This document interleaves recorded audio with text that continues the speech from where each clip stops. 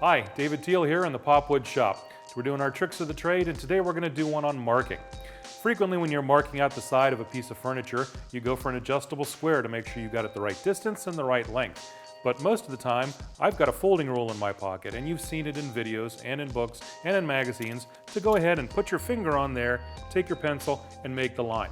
It works for me. The question is, how well does it work? So today, we're going to test this a little bit and see if this is a trick that passes the test of time, okay? Let's say we're building a cabinet and we have a bottom that needs to be put 3 inches up. You go and you find your adjustable square, wherever that is. Hopefully it's where you left it. If it's not, well, you're looking a little bit longer. Say you set it for 3 inches up. Get it set accurately, tighten it down, and then you go and you make your line. Now, this is supposed to be a foolproof way in essence, but there are many times where you can, move away from the board like that.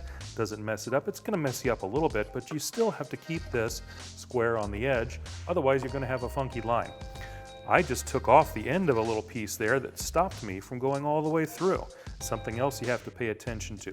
Foolproof? No. A good thing? Yes. Well, if you found it and it's working well, that's a good thing. Frequently, I have my folding rule in my back pocket. Now, I can flip it open, put my finger on the 3-inch mark, and you basically look down and say, yeah, that's 3 inches. Does that do it for me? Well, that's my 3 inches. Let's check it.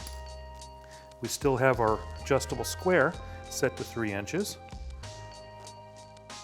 You know, it's a little off. I'm about a 1/16 of an inch inside where I want to be, and it actually, I'm 1/16 of an inch most of the way along. So, how perfect is it? It's pretty close.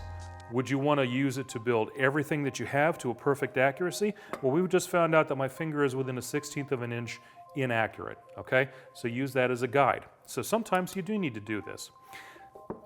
This is a good average. It's something to look at. Now, let's say you have a much longer piece. Let's say you have to put a back on this piece. Can you trust that measurement over a length? Let's try that. So, we've got our long piece. Let's say we have a back that we want to put in here, and we're going to recess it because we want to run wires behind it or something. So we want it to set in 1 3/8. I've got 1 3/8 mark here, and I'm looking for that on my finger. 1 3/8. Let's see how we do. I'm going to go all the way along the edge. Watch out for splinters. That's one of the other things that's a concern. But we've got our 1 3/8 there. Now, how accurate is it? Set for 1 3/8.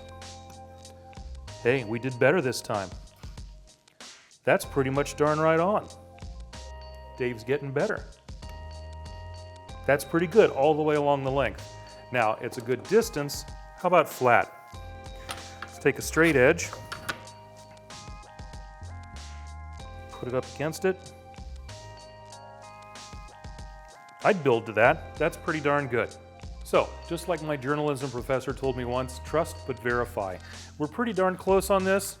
The folding roll really does a decent job, but our first line was a little off. Second line, dead on and nice. So, operator error? Sure. But this is a nice option to an adjustable square. And that's a trick from the Popwood Shop. Keep your eyes open for more. Thanks.